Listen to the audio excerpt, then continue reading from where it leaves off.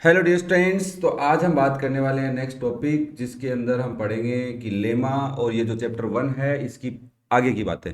तो अभी तक हमने क्या पढ़ लिया है? अभी तक हमने देख लिया है कि डिफरेंट टाइप्स के नंबर, जिसमें से हमारा एक था को प्राइम नंबर, फिर कंपोजिट नंबर हमने पढ़े थे।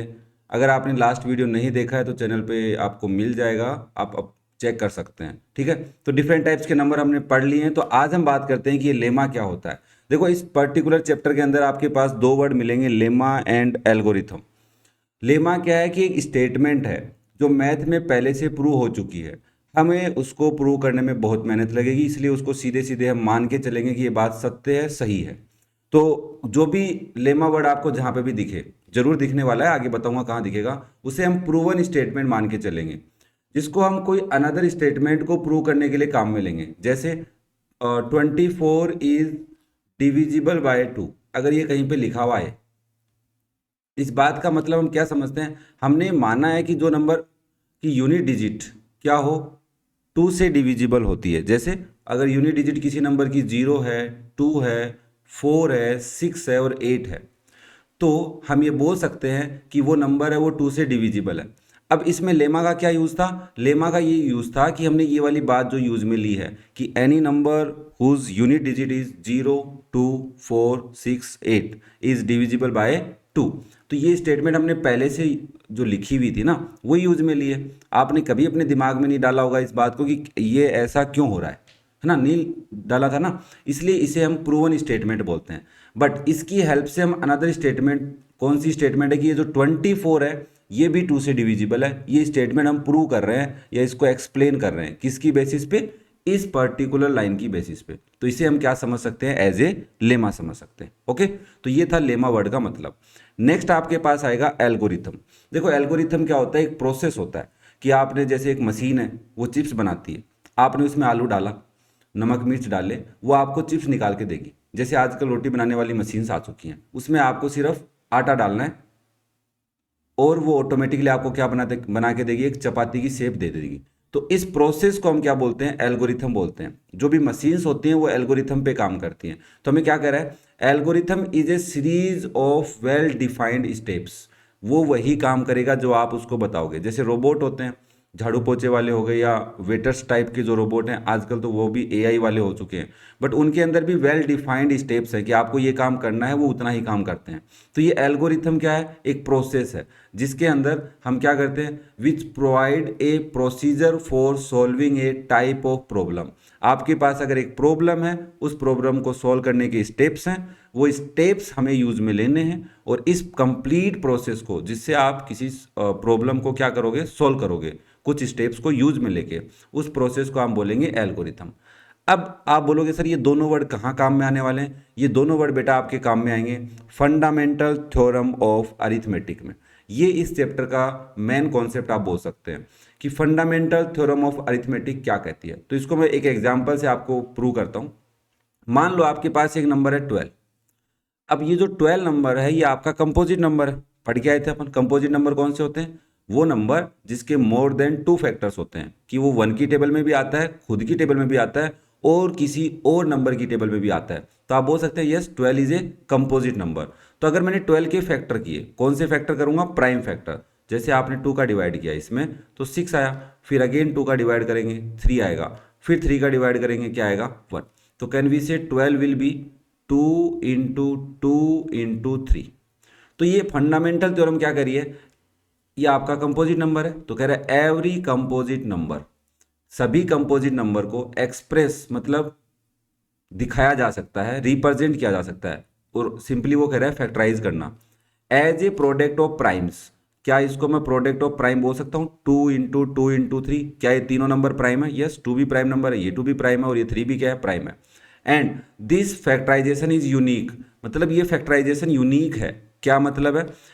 कहने का मतलब ये बेटा कि आप सर यूनिक का कैसे मतलब, मैं तो पहले 3 का डिवाइड कर दूंगा, भाई वो बात अलग है। वो कह रहा है apart from the order in which the prime factors occur. मतलब किसी बच्चे ने 12 के प्राइम फैक्टर किए इस तरीके से, उसने पहले 3 का डिवाइड किया, फिर 2 आया, फिर 2 का डिवाइड किया, फिर सॉरी 3 का डिवाइड करेगा तो 4 आएगा बेटा, है ना। 3 का डिवाइड किया तो क्या करोगे? 4 टाइम्स गया, फिर 2 का डिवाइड करोगे 2 टाइम्स, फिर 2 का डिवाइड करोगे 1 टाइम। अब कोई बच्चा 12 के फैक्टर को इस तरीके से लिख रहा है 3 × 2 × 2, तो ऑब्वियसली ऑर्डर ही तो चेंज हुआ है, फैक्टर तो वो के वही है ना। तो वो कह रहा है कि फैक्टराइजेशन इज यूनिक, चाहे उसका ऑर्डर तुमने चेंज कर रखा हो। तो कह रहा है कोई भी कंपोजिट नंबर जो होता है उसके प्राइम फैक्टर यूनिक होते हैं। अब आपको कल को ये नहीं कह सकते कि सर इसके प्राइम फैक्टर में 4 आ जाएगा या 5 प्राइम नंबर आ जाएगा, नहीं आ सकता, क्योंकि एक बार जो आ चुके हैं यही रहेंगे। तो ये पर्टिकुलर जो फंडामेंटल थ्योरम है ये कह रही है कि अगर कोई भी कंपोजिट नंबर है उसके अगर आपने एक बार प्राइम फैक्टर किए जो एग्जिस्ट करते हैं वो फ्यूचर में चेंज नहीं होने वाले। और ये वाली लाइन आपको जो आपका क्वेश्चन आता है ना कि √2 एक इरेशनल नंबर है, इसको प्रूव करना है, वहाँ ये लाइन काम में आने वाली है। ओके, तो इस फंडामेंटल थ्योरम से हम बहुत सारे क्वेश्चंस को सॉल्व करेंगे। कोई भी नंबर है वो रेशनल है कि इरेशनल है ये हम प्रूव करने वाले हैं। ओके बेटा जी, इसी से रिलेटेड एक बात और है, चलो इसका एक और एग्जाम्पल करते हैं, फिर हम इस नेक्स्ट लाइन पे ये जो ब्लू कलर में मैंने लाइन लिखी है इसका मतलब भी तो मैं समझाऊंगा। मान लो आपने एक नंबर लिया फॉर एग्जाम्पल 42, ठीक है। अब 42 के हम प्राइम फैक्टर कर रहे हैं, तो यहाँ पे कर लेते हैं। 42 के प्राइम फैक्टर क्या होंगे, 2 का डिवाइड करेंगे 21 आएगा, फिर 3 का डिवाइड करेंगे 7 आएगा, फिर 7 का डिवाइड करेंगे 1 आएगा। बेसिकली हम ऐसे चलते हैं ना, पहले छोटे प्राइम नंबर का डिवाइड करते हैं, फिर उससे बढ़ेगा, फिर उससे बढ़ेगा। तो आपने कहा कि सर 42 के प्राइम फैक्टराइजेशन हुए 2 × 3 × 7। अब मान लो आपका एक और दोस्त है, उसने इसके फैक्टर ऐसे लिख दिए 3 × 2 × 7। फिर आपकी क्लास में एक और महानुभाव है, उसने इसके फैक्टर लिख दिए 7 × 2 × 3। एक और भी था, उसने लिखा बेटा 2 × 7 × 3। और एक और भी है, उसने क्या लिखा इसको 3 × 7 × 2। चलो एक और लेके आते हैं। आपका एक और दोस्त आया, बोला अचानक, बोला देखो भाई मैं भी करके लाया हूँ। उसने क्या किया, उसने लिख दिया बेटा जी 3, और क्या ही लिखेगा भाई वो 3 × 2 × 7 तो लिख चुके अपन, 3 × 7 × 2 नहीं लिख सकते, 2 × 7 × 3 नहीं लिख सकते, ऑब्वियसली इतना ही है। चलो कोई दिक्कत नहीं है ना। अब एक बात बताओ, आपने इन सब में देखा कि ऑर्डर चेंज है, बट क्या आप ऐसा बोल सकते हैं कि इस पर्टिकुलर कंपोजिट नंबर के प्राइम फैक्टर जब हमने किए वो डिफरेंट आ गए? हर बार नहीं आ रहे ना। तो यही आपकी फंडामेंटल थ्योरम है कि कोई भी कंपोजिट नंबर हो उसको अगर आपने फैक्टराइजेशन फॉर्म में लिखा in the form of prime numbers, product of prime numbers, तो वो चेंज नहीं होंगे, वो यूनिक रहेंगे, चाहे उनका ऑर्डर क्या हो सकता है बेटा जी, चेंज हो सकता है। ओके, क्लियर है। चलो फिर अब हम नेक्स्ट लाइन की बात करते हैं। अगर आपको कोई भी डाउट हो, कोई लाइन नहीं समझ में आई है, या आपसे जो क्वेश्चन पूछे जाते हैं, प्लीज़ उनका कमेंट करके रिप्लाई जरूर किया कीजिए, ताकि मुझे भी लगे आप कितना ईमानदारी से पढ़ रहे हैं या सिर्फ कॉमेडी की तरह वीडियो को देख रहे हैं। ओके बेटा जी, चलो फिर अब हम बात करते हैं इस लाइन की। ये लाइन क्या कह रही है, और ये बहुत खतरनाक लाइन है, ये बहुत काम आने वाली है, इसका भी ध्यान रखना आप। देखो आपके पास एक नंबर है जो किसी का स्क्वायर है। देखो मान लो मैंने एक नंबर लिया 2, ये जो 2 है ये मेरा p है, ये डिवाइड कर रहा है ए स्क्वायर को। ए स्क्वायर मान लिया मैंने 4 स्क्वायर को, दैट इज 16। तो ऑब्वियसली 2 का डिवाइड 16 में जा रहा है। और ए कौन है आपका बेटा, 4 है, और p कौन है आपका, 2 है। ये p जो है ये ए स्क्वायर को डिवाइड कर रहा है। तो ये थ्योरम ये कह रही है कि ये जो p है ना ये a को भी डिवाइड करेगा, ये p इस 4 को भी डिवाइड करेगा। तो हाँ सर 4 ऑल्सो डिविजिबल बाई 2। दूसरा एग्जाम्पल लूँ, चलो ये पहला एग्जाम्पल। सेकेंड एग्जाम्पल, मैंने कहा मेरा p जो है वो 3 है, और वो मान लो 6 स्क्वायर को डिवाइड कर रहा है, दैट इज 66। कर रहा है कि नहीं कर रहा भाई, yes sir 36 is divisible bye 3। तो थ्योरम क्या कह रही है, ये जो आपका p है ना ये इस a को भी डिवाइड करेगा, तो क्या 6 को भी 3 डिवाइड कर रहा है, यस सर कर रहा है।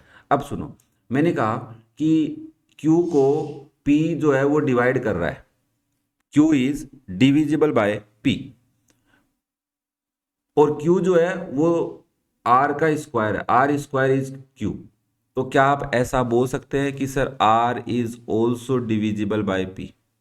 अगर जिसको ये बात समझ में आ गई वो इस पर्टिकुलर चैप्टर की पर्टिकुलर एक्सरसाइज के 90% कॉन्सेप्ट को समझ चुका है कि एक नंबर है p जो q को डिवाइड कर रहा है। q क्या है, किसी नंबर का स्क्वायर है, तो वो जिसका भी वो स्क्वायर है उस पर्टिकुलर बेस को भी डिवाइड करेगा। ये बात यहाँ पे समझाना चाह रहा था मैं। और ये वाली लाइन √2 एक इरेशनल नंबर है, उस पर्टिकुलर क्वेश्चन में बहुत काम आएगी।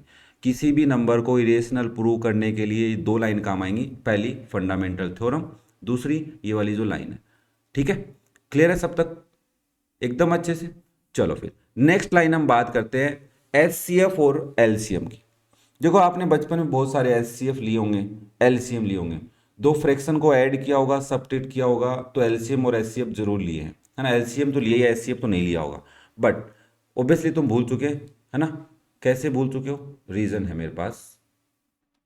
तो बेटा जैसे भूलने का रीजन ये है कि 2/3 प्लस 4/5 करना है, तो बताओ कैसे करोगे। सबसे पहले क्या करोगे, हाँ 3 और 5 का एलसीएम लोगे, तो पहला प्रोसेस है 3 और 5 का एलसीएम। 3 का डिवाइड हो रहा है 1,5, 5 का डिवाइड हो रहा है 1,1, तो एलसीएम क्या आ गया 3 5 जा 15।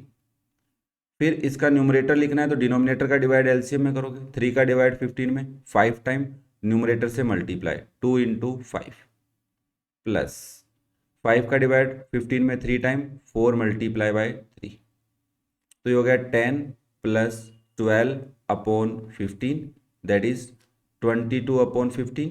ऑब्वियसली इम्प्रॉपर है तो मिक्स में लिखोगे, 15 1 जा 15, 7 बचा रिमाइंडर, तो 7/15। ये वाला प्रोसेस आप करके आए हो कि नहीं करके आए हो, है ना। चैप्टर 2 में भी करोगे, आगे वाले चैप्टर्स में भी करोगे। तो मेरा बेसिक मतलब था कि एलसीएम तो हमने पढ़ा है बट एलसीएम बहुत कम पढ़ा है। तो मैं आपको एक बात बताना चाहता हूँ कि बेटा जब भी दो नंबर होंगे आपके पास ए और बी, इन दोनों नंबर्स का, हाँ मोर देन 2 नंबर्स भी होते हैं बट अभी हम एक बार 2 नंबर्स की बात करते हैं, इनका आपने एचसीएफ भी निकाला और इनका आपने क्या निकाला, एलसीएम भी निकाला। देखो एचसीएफ होता है फैक्टर, और आपको भी पता है किसी भी नंबर के अगर आपने फैक्टर किए वो उस नंबर से छोटे आएंगे, क्योंकि फैक्टर हमेशा छोटा होता है नंबर से। एलसीएम में आता है एम, एम का मतलब है बेटा मल्टीपल। तो किसी भी नंबर की टेबल बोलते हो that are the multiples of the number. तो मल्टीपल्स हमेशा नंबर से क्या होते हैं, बड़े होते हैं। 2 की टेबल बोलोगे 2 1 जा 2, 2 2 जा 4, तो 4 जो है वो 2 से बड़ा आ गया।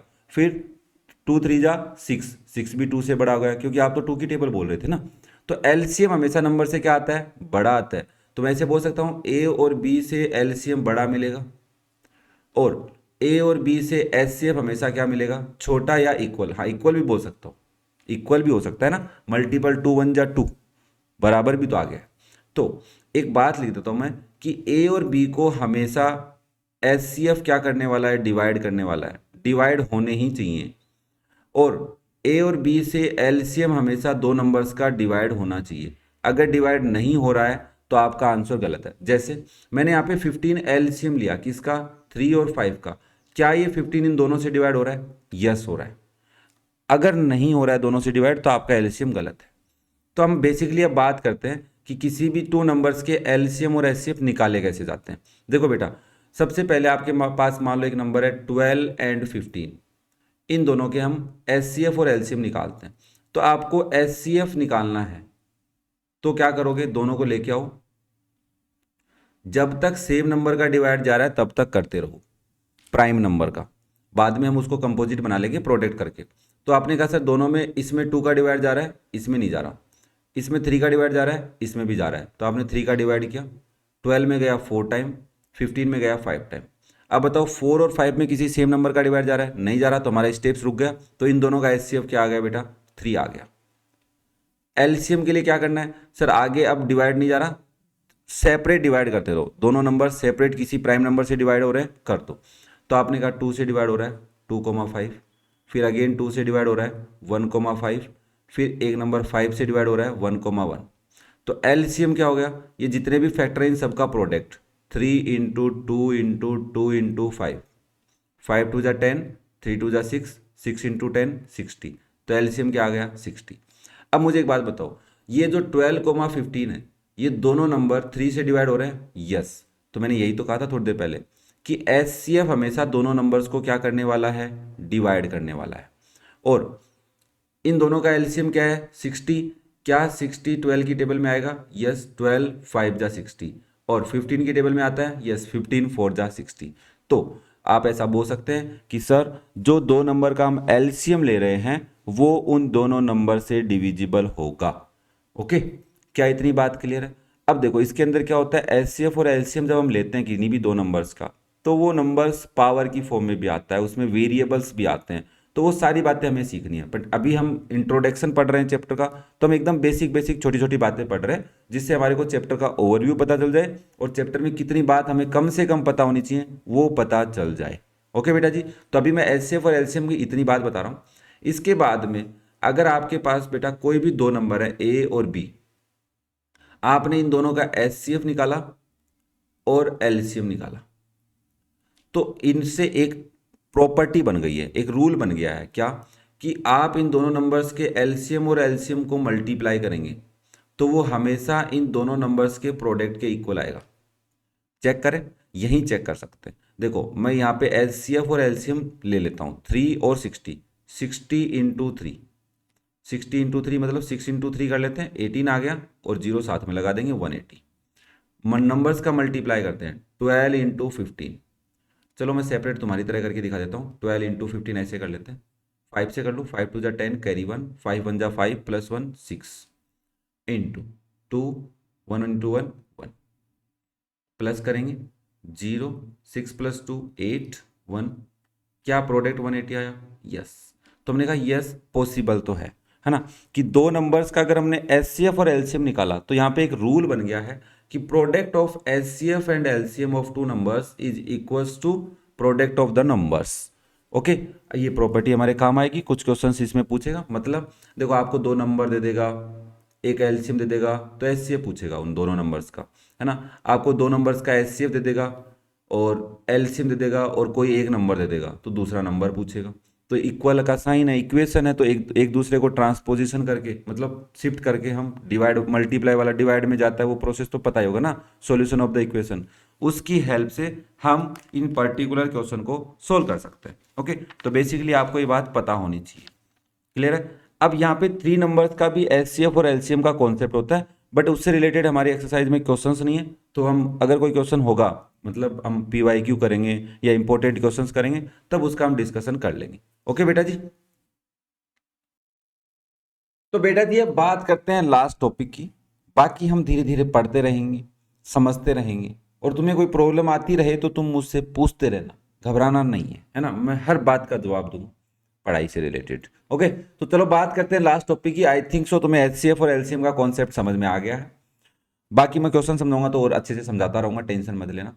चलो फिर बात है लास्ट टॉपिक की, रिविजिटिंग इरेशनल नंबर्स। बोला दोबारा घूम के आइए, हमने कहा अभी चलते हैं।